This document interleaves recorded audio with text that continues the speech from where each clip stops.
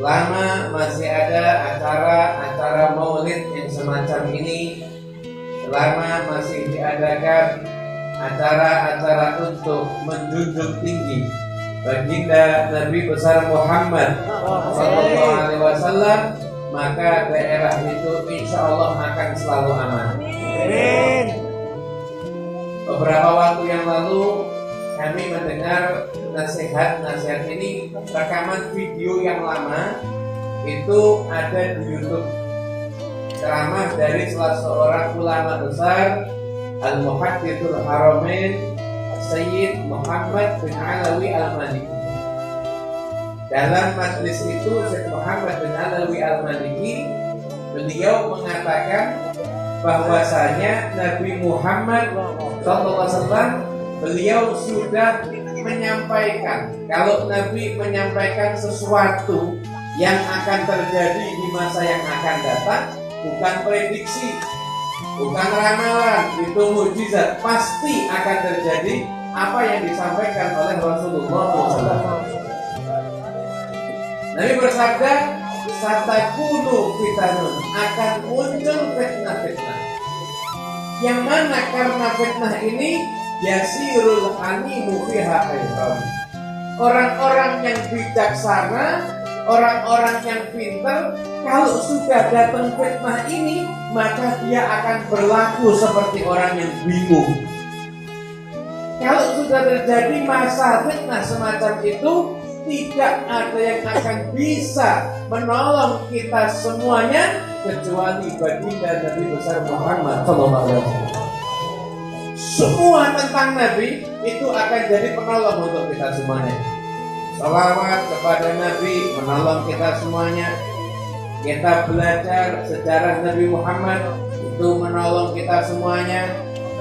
Itu semuanya tentang Rasulullah itu akan memberikan pertolongan dan akan memberikan petunjuk kepada kita semuanya untuk menjalani hidup di zaman yang penuh fitnah ini. Bagaimana caranya agar kita jadi orang yang selamat, insya Allah.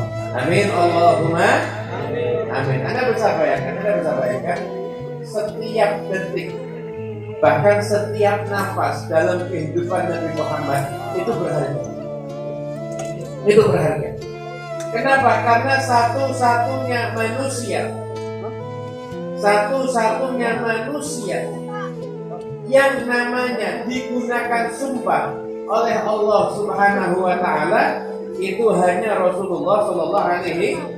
Lainnya Nabi nggak ada, satu pun lainnya Nabi nggak ada. Satu-satunya manusia Allah Ta'ala sampai sumpah. Allah bersumpah. Anda bisa bayangkan? Kira-kira kalau kita ini sumpah, kita sumpah pakai sesuatu yang mulia apa enggak? Mulia kan? Sumpah demi orang tua kita, demi nyawa saya, kan yang mulia. Enggak mungkin Anda sumpah pakai sesuatu yang hina. Demi 5.000 di dompet saya, nggak mungkin. Anda pasti bersumpah itu menggunakan sesuatu yang mulia. Nah, Anda bisa bayangkan, kira-kira kalau Allah Subhanahu wa Ta'ala bersumpah, kira-kira Allah Ta'ala akan bersumpah dengan apa?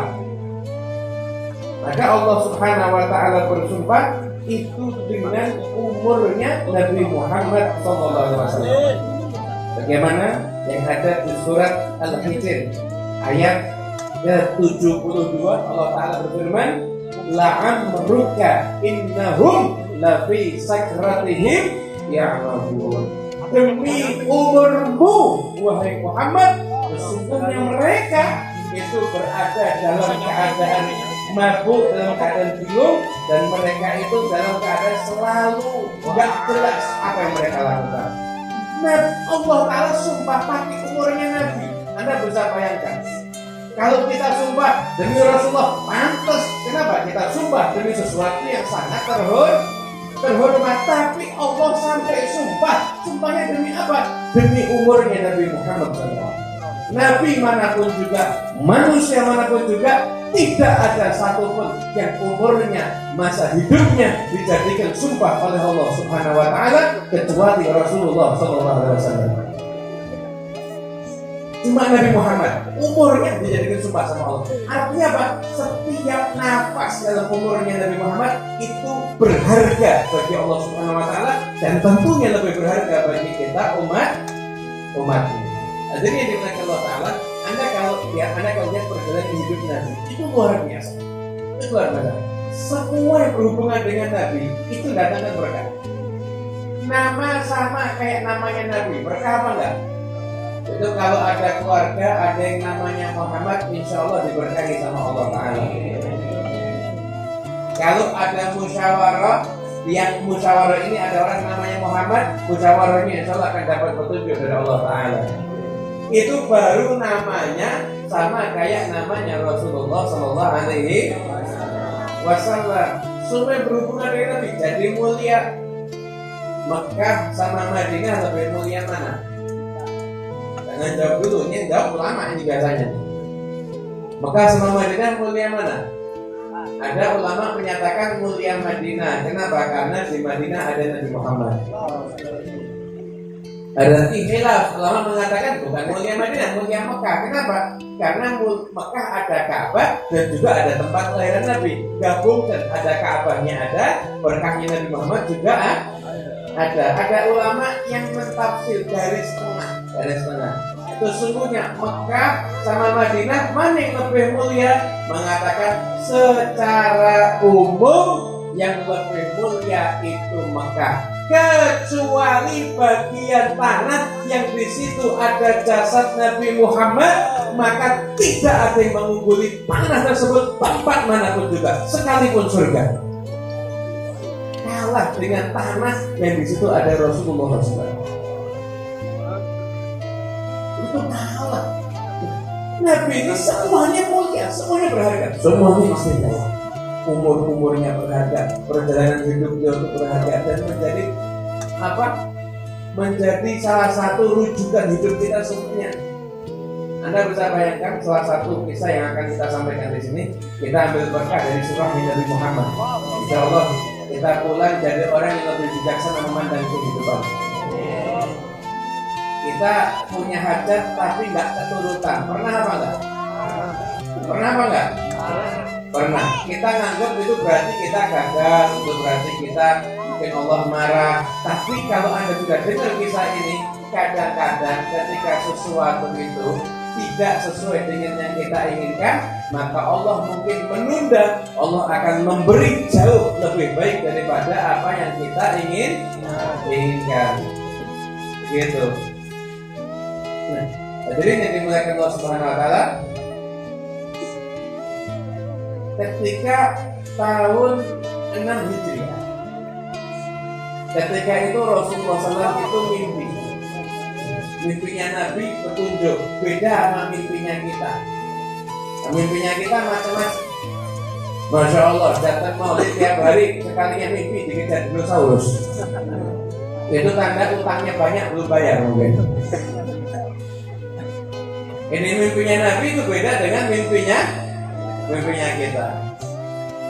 Rasulullah SAW mimpi, beliau masuk ke Mekah, beliau menunaikan ibadah, bahkan sampai beliau itu mencukur rambutnya, artinya patah halul halal. Dan di mimpi itu berarti Nabi Muhammad SAW akan melaksanakan ibadah umrah. Nah, setelah itu Rasulullah SAW mengajak para sahabatnya untuk berangkat umrah. Akhirnya berangkatlah Nabi bersama dengan 1.400 orang. Ketika itu orang-orang munafikin yang ada di Madinah nggak ada yang mau ikut, justru malah ngeritik Nabi. Ini Muhammad nggak waras. Tahun lalu itu kan barusan perang Khandaq. Kita ini kan perang sama orang-orang Mekah. Kok sekarang kita disuruh ke sana nggak bawa peralatan perang, bilangnya mau ibadah. Dan kalau tengah-tengah ibadah dibunuh gimana? Orang-orang munafik nggak ada yang mau ikut. Tapi yang nggak munafik, ketika dia nggak ada udzur, semuanya ikut bersama dengan Rasulullah Sallallahu Alaihi Wasallam. Berjalanlah Rasulullah. Singkat cerita, sampai mau lewat jalan umum menuju kota Mekah, di situ dihadang sama pasukan yang dipimpin oleh Khalid bin Walid. bin Walid. 200 pasukan, semuanya pasukan kuda. Nabi ketika berhadapan-hadapan dengan pasukan, walaupun posisinya jauh tapi saling kelihatan. Khalid di sana kelihatan Rasulullah dan para sahabat. Rasul dan para sahabat kelihatan pasukan kudanya Khalid. Ketika itu Nabi melaksanakan sholat zuhur. Melaksanakan sholat zuhur bersama. Khalid dalam hatinya dia tuh, wah ini kalau sekarang saya serang, saya akan menang. Kenapa? Karena mereka lagi sholat, gak akan balas. Tapi ketika itu Khalid mengatakan, saya gak mau nyerah. Saya gak maunya nyerah. Nanti aja kalau sampai sholat lagi saya serang. Datang waktu sholat asar, Khalid bin Walid udah persiapan mau menyerang. Nabi Muhammad sholatnya sholat Syiddatul Khauf. Artinya ketika sholat saat itu ada yang sholat sama Nabi, ada yang jaga-jaga. Nanti yang makmum yang kloter pertama menyelesaikan sholat dengan segera. Setelah itu mendahului Nabi salam. Makmum kloter kedua ikut gabung, kloter pertama jaga-jaga. Ketika itu Khalid kaget, kok tahu kalau mau saya serang? Maka ketika Nabi berjalan menyusuri jalan yang lain, Khalid memilih untuk tidak mengejar Nabi dan Khalid memilih untuk membawa pasukan kembali ke kota Makkah. Di situ bibit Islamnya Khalid bin Walid sudah muncul. Bibit Islamnya Khalid bin Walid sudah muncul. Kenapa? Karena Khalid itu merasa kita hanya tinggal menunggu kekalahan aja dari Muhammad dan pasukannya yang mungkin menang. Itu orang yang sangat cerdas. Setelah itu Nabi Rasulullah dihadap. Intinya nggak boleh masuk Mekah. Dilarang untuk masuk ke kota Mekah. Dilarang masuk kota Mekah. Nggak boleh. Akhirnya Nabi kirim utusan Utsman bin Affan untuk ngelobi. Awalnya Umar bin Khattab kirim sama Nabi, kamu yang ngelobi wahai Umar. Kata Umar, ya Rasulullah, saya ini kalau dibunuh, keluarga saya satu pun gak akan ada yang bela. Tapi kalau yang kau kirim Utsman itu orang terhormat di Mekah. Semua orang akan nyambut dia dengan baik. Ya kan? Kirim Utsman bin Affan. Betul omongannya Sayyidina Umar. Begitu Sayyidina Utsman masuk ke kota Mekah, ini orang Mekah semua orang kafir Quraisy yang tahun lalu perang loh ini. Tahun lalu baru perang sama kaum muslimin. Itu nyambut Utsman bin Affan. Bahkan izinkan Utsman tawaf dulu nggak apa, nanti baru kita ngobrol. Kata Utsman nggak mau, saya mau tawafnya cuma sama Rasulullah. Nggak mau Utsman. Haji mumpung nih di sini nggak mau. Saya mau tawaf cuma sama Rasulullah. Kenapa? Tujuan saya nggak penting umrah atau nggak umrah. Yang penting bersama dengan Nabi Muhammad SAW. Mas ketika itu melobi, ini Nabi Muhammad gak mau perang, cuma mau masuk, mau ibadah, izinin aja. Orang kafir Quraisy bingung, mereka tuh malu kalau sampai diizinkan kaum muslimin masuk malu, kok seakan-akan harga diri mereka diinjak. Tapi kalau tidak diizinin kaum muslimin masuk, namanya jelek. Orang mau ibadah ke Ka'bah kok dilarang. Bingung orang kafir Quraisy, ketika bingung, mereka bilang, Utsman tunggu dulu di sini ya, kita mikir-mikir dulu, kita rapat dulu. Kanjeng Nabi SAW, Nabi Muhammad SAW bersama dengan para sahabat di sana nunggu Sayyidina Utsman nggak datang, bingung. Tiba-tiba tersebar hoax.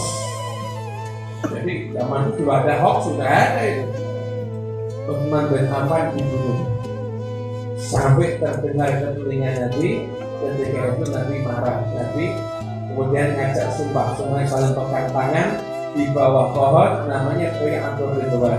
Kalau sampai terbukti ini Nabi Muhammad SAW menghadapi berita bohong, nggak langsung percaya. Apa kata Nabi? Kalau sampai terbukti Utsman dibunuh, tidak ada di antara kita yang akan pulang ke Madinah, habis-habisan akan perang dengan Muhammad. Semuanya angkat tangan. Ketika mau angkat tangan, Nabi angkat tangan Nabi, ini tangan untuk Utsman.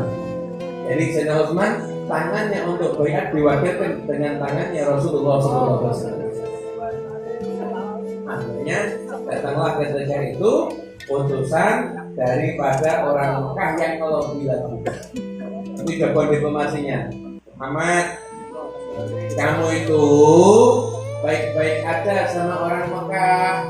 Orang Mekah itu keluarga kamu. Ini orang-orang ini yang ditunjuk orang-orang Ansor dan lain sebagainya itu bukan keluarga kamu. Kalau kamu terjadi sesuatu, mereka akan ninggalin kamu. Kamu ikut sama kita aja, kan kita keluarga. Ketika itu Sayyidina Bakar marah. Sayyidina Bakar, kita sedikit pun tidak akan meninggalkan Rasulullah. Sebenarnya ketika nggak berhasil, orang ini ketika mau pulang, dia menyaksikan banyak peristiwa yang menakjubkan.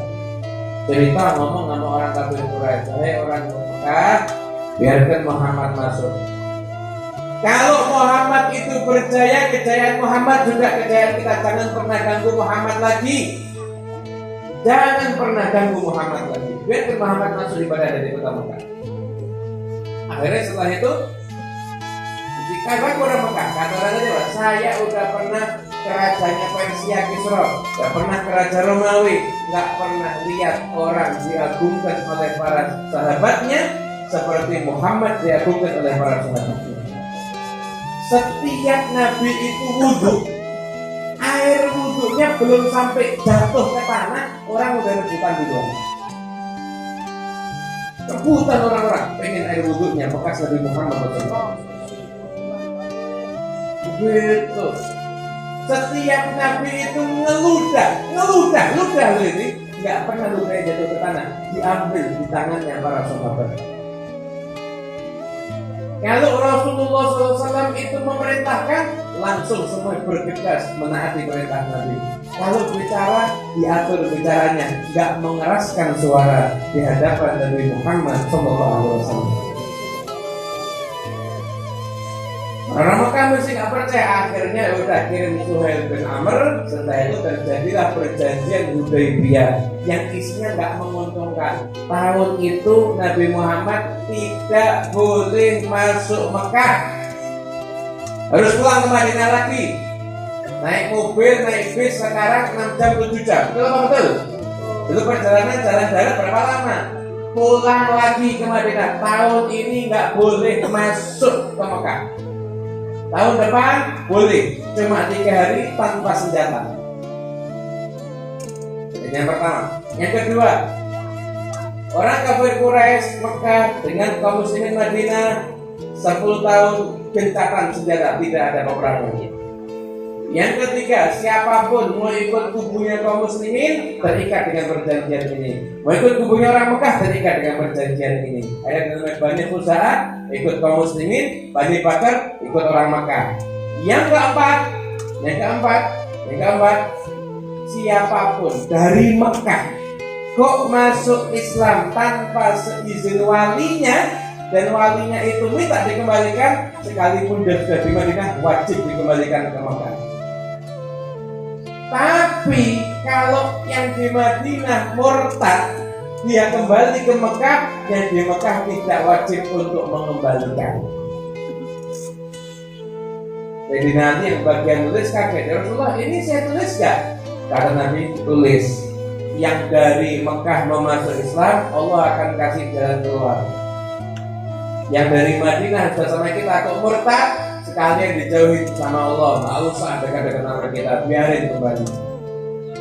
Ketika perjanjian ini ditulis, Sayyidina Umar sedih, kecewa, kok mau-maunya Nabi Muhammad ngalah, sedangkan posisinya kalau perang aja itu akan menang, kok mau-maunya Nabi Muhammad ini ngalah. Si Umar itu kecewa karena apa? Karena cintanya sama Nabi, nggak mau Nabi itu direndahkan dengan perjanjian itu. Nama nanya, ya Rasulullah, engkau kan Nabi kan? Engkau kan utusan Allah, betul kan? Iya, aku betul utusan Allah. Ya kenapa kok kita mau ngalah? Kita kenapa kok merendah sama orang-orang kafir? Kata Nabi, wahai Umar, aku ini utusan Allah, aku nggak akan mendurhakai Allah, dan Allah tidak akan menyanyiakan itu. Dan Umar nggak puas, dari depan pindah ke belakang, ada Sayyidina Abu Bakar Siddiq. Ditanya, Abu Bakar, Rasulullah ini kan benar Nabi kan? Benar Nabi. Kok mau-maunya ngalah, kok merendah sama orang-orang kafir? Kata Abu Bakar apa? Ini gak dengar jawaban Nabi loh ini. Wahai Umar, itu tuh Nabi utusan Allah. Gak mungkin beliau akan mendurhakai Allah dan gak mungkin Allah akan menyanyiakan beliau. Subhanallah, jawabannya sampai kata-katanya sama persis. Padahal gak saling dengar ketika itu. Akhirnya perjanjian Hudaybiyah pulang. Seharusnya perjanjian ini berarti kaum muslimin itu kalah apa menang? Dari isi perjanjian kalah atau menang? Seakan-akan kan? Kalah. Di perjanjian pulang turun satu surat Al-Fatah, Inna fatahna laka fatham mubina. Artinya apa? Kami akan berikan kepadamu kemenangan yang nyata. Loh, secara zahir kelihatannya kalah, tapi kok justru malah dikatakan menang. Artinya apa? Karena perjanjian Hudaybiyah nanti berapa tahun kemudian terjadilah Fathu Makkah. Setelah itu kaum muslimin bebas mau umroh kapanpun juga, bahkan bukan cuma umroh, nanti kaum muslimin akan berhaji bersama dengan Nabi Muhammad SAW. Sallallahu Nabi Muhammad. Artinya kalau kita ini punya sesuatu hajat kok nggak kabul, jangan suudzon sama Allah, jangan berpikiran macam-macam. Kadang-kadang nggak kabulnya itu adalah mungkin keberkahan untuk kita semuanya. Sampai dikatakan fa idza ta'akhkhara matlabun fala rubbama bidzalika ta'khiri kullal matma'i. Kalau memang hajatmu itu enggak segera terkabul, jangan berpikir negatif, jangan berpikir macam-macam. Mungkin ketika hajatmu datang, mungkin lebih daripada apa yang engkau inginkan, lebih indah daripada apa yang engkau inginkan. Begitu juga hidup kita semuanya. Oleh karena itu, lihat pada sini, ayo pulang, kita semua harus punya hubungan dengan Rasulullah. Sering-sering baca sholawat Nabi, sering-sering kita mengkaji sejarahnya Nabi. Kesian anak-anak kita namanya YouTuber apa, nama sahabat gak ngerti. Cek tuh anak-anak kita, nama Khulafaur Rasyidin ngerti nggak? Oh, jangan sampai namanya YouTuber pemain sepak bola ngerti, nama sahabat nggak ngerti. Berarti orang tuanya nggak didik anak untuk cinta Nabi. Anak harus dididik anaknya diajarin cinta Nabi. Di rumahnya dihidupkan sunnahnya Nabi Muhammad. Nah, mulai sekarang biasain pakai siwak. Siwak itu sunnah Nabi yang sudah ditinggalkan. Itu sampai ada satu ustadz berangkat pengajian mau ceramah pakai siwak. Ini yang di depan itu ngomongin ustadznya, tapi bisik-bisik, tapi suaranya keras. Pernah ketemu orang yang bisik-bisik suaranya keras? Pernah dari korban atau dari pelaku? Itu bilang begini, itu ustadznya makan apa? Padahal itu pakai siwak. Itu ustadznya makan apa? Yang sebentar sebelahnya lihat kemudian bilang, oh itu ustadznya makan kayu. Padahal itu menggunakan siwak. Dan ini sunnah Nabi, jangan sampai sunnah Nabi dimatikan. Sunnah Nabi itu harus dihidupkan. Masuk rumah kaki, keluar rumah kaki, masuk kamar mandi kaki, keluar kamar mandi kaki, turun dari mobil kaki dulu yang penting ya. Kepala dulu nyungsep namanya. Masuk mobil, naik mobil kaki kanan, turun mobil kaki kiri, turun kaki kanan. Pakai sandal kaki kanan, copot sandal kaki kiri. Pokoknya yang bagus-bagus dimulai dengan yang kanan. Nanti kalau ngelepas itu dimulai dengan yang kiri. Kecuali masuk kamar mandi kaki kiri, keluarnya baru kaki kanan. Paham ya? Ada orang bingung, oh sama-sama masuk rumah ngapain bingung kaki kanan kaki kiri? Ini tanda nggak cinta Nabi. Semua cara model masuk rumah tidak ada yang dicintai Allah kecuali caranya sama kayak Nabi Muhammad. Nabi Muhammad masuk rumah kaki apa? Kaki kanan. Setelah itu mengucapkan salam, kata Nabi kepada sahabat Anas, wahai Anas, kalau kamu masuk ke rumah, kamu ucapkan salam, rumahmu diguyur kebaikan oleh Allah Subhanahu wa taala. Banyak kebaikan yang ada di rumahmu. Anas ini sahabat Nabi yang kaya raya. Yang kaya? Kenapa? Ini ngamalin ajarannya Rasulullah, ngamalin ajarannya Nabi. Akhirnya, iya tuh setiap masuk rumah kaki kanan saya itu ucapkan salam. Lagian maaf ini maaf kita ini dari Nabi, dari manusia yang benar. Ini manusia ya? Apa bedanya manusia masuk rumah sama kambing masuk kandang? Bedanya apa? Anda manusia kan? Nah, masuk rumah sama kambing masuk kandang. Bedanya apa? Sama-sama masuk, begitu? Nggak ada bedanya dong. Anda manusia masuk rumah ikutin ajaran Nabi, masuk rumah kaki kanan, kemudian setelah itu ucapkan salam. Kenapa kalau Anda masuk rumah nggak pakai aturan Nabi, masuk rumahnya kaki kiri, nggak pakai ucapkan salam, berarti mirip sama Nabi. Kira-kira selama ini lebih sering ucap salam atau lupa salam? Jujur. Para kambing-kambing yang saya hormati, saya kalau lupa salam kambing tadi. Jadi yang dimuliakan Allah Ta'ala, oleh karena itu ayo hidup sunnah Rasulullah. Ini sudah zaman fitnah, ini sudah zaman fitnah. Hidupkan sunnahnya Nabi, hidupkan ajarannya Nabi. Kemana-mana baca salawat itu syekhul liman la syekhalahu. Orang yang gak punya guru, belum ketemu guru yang benar, kalau sering baca salawat diperjumpakan dengan guru yang benar. Anda sering baca salawat, Anda dijamin hidupnya aman insya Allah. Kenapa? Anda punya hubungan dengan Rasulullah Sallallahu Alaihi Wasallam. Terakhir, ini pun bisa dapat ceramah di ya. Terakhir ini berapa ini? Dulu ada satu pejabat di masa itu namanya Marwan. Lewat, ada orang ngerangkul makam Nabi, ngerangkul makamnya Nabi. Ketika lihat orang ngerangkul makamnya Nabi, dia ini merasa dirinya orang hebat, pejabat, dia negur, ngapain kamu? Apa yang kamu lakukan ini? Dia nggak tahu siapa yang di situ. Begitu noleh kaget dia. Ternyata itu sahabat Nabi Abu Ayyub Al-Ansari. Abu Ayyub Al-Ansari. Kata Abu Ayyub Al-Ansari, aku bukan mendatangi batu, tapi aku mendatangi Rasulullah SAW. Yang aku rangkul itu bukan tanah sama batu, tapi yang aku peluk adalah Nabi Muhammad SAW.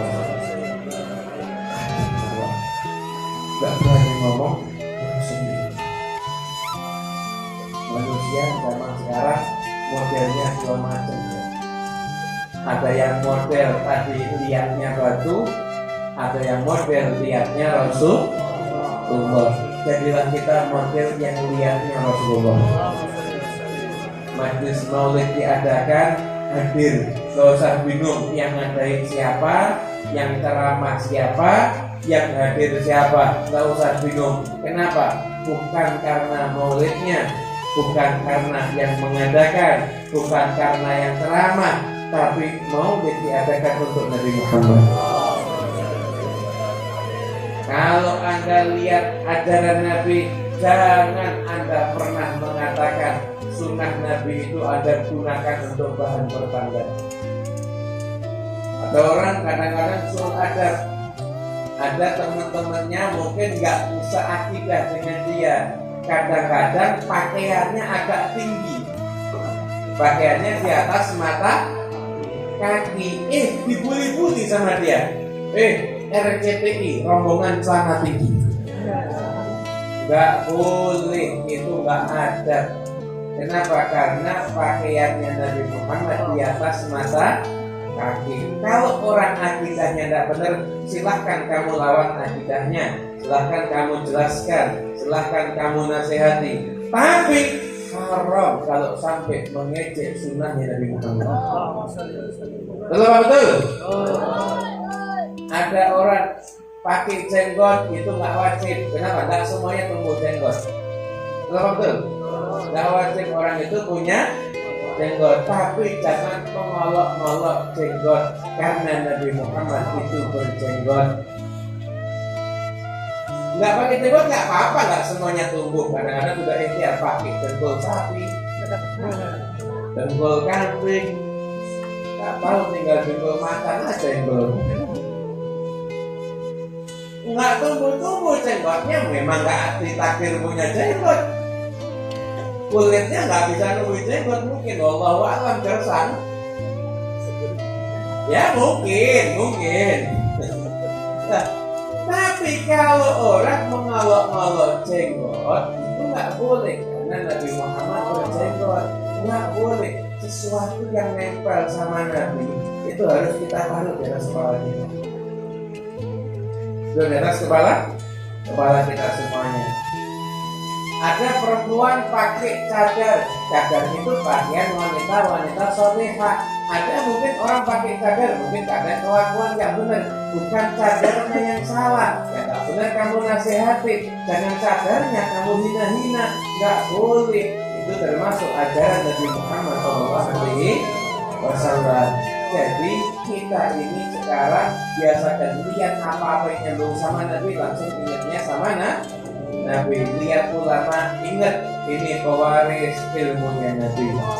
Lihat ahlul bait, ingat dalam dirinya mengalir darahnya Nabi. Ketika Anda lihat majlis maulid, ingat bahwasanya menghadiri majlis maulid karena Nabi Muhammad SAW.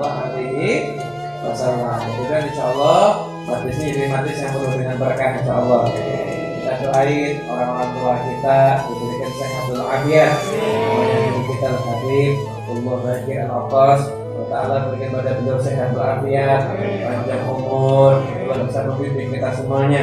Dan juga guru kita Ustaz Hasan Syafi'i, Allah Ta'ala berikan pada beliau kesehatan, zahira wa batinan, panjang umur, kesehatan walafiat. Dan semua para habaib, para alim ulama, para kiai, Allah Ta'ala panjangkan usia beliau semuanya agar beliau bisa membimbing kita di jalan yang diridhai oleh Allah dan di jalan yang diridhai oleh Rasulullah sallallahu alaihi wa alihi wa sahbihi wasallam. Hadirin yang dimuliakan Allah Ta'ala, Anda beruntung tinggal di Jakarta.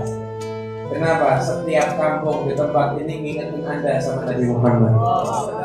Tiap tempat maulid. Kalau sudah masuk bulan Rabiul Awal, bahkan sampai Rabiul Akhir, bahkan sampai Jumadil Awal, bahkan mungkin sampai Jumadil Akhir, Anda beruntung tinggal di kota yang ngajak Anda cinta sama Nabi. Maka jadilah Anda orang yang semakin cinta dengan Nabi. Nah, buat maulid di masjid-masjid Anda, di kampung-kampung Anda semuanya. Dan betul-betul di majlis maulid itu ajarkan orang untuk semakin kenal dan semakin cinta dengan Rasulullah Sallallahu Alaihi Wasallam. Semoga semua punya hajat-hajatnya kabul. Semoga kita kesehatan zahir dan batin. Insyaallah kita semua berkumpul lagi di tahun-tahun yang akan datang dalam keadaan yang lebih baik, dan keadaan Allah Ta'ala meridhai kita semuanya, dan insyaallah kita semuanya oleh Allah Subhanahu Wa Ta'ala jadikan orang yang pantas mimpi ketemu Nabi Muhammad dalam keadaan beliau ridho kepada kita semuanya. Amin amin ya rabbal alamin. Allah hadhihi wa kullu salih jami syarrul makula wa ila qadri Nabi Muhammadin sallallahu alaihi wasallam. Al-Fatihah.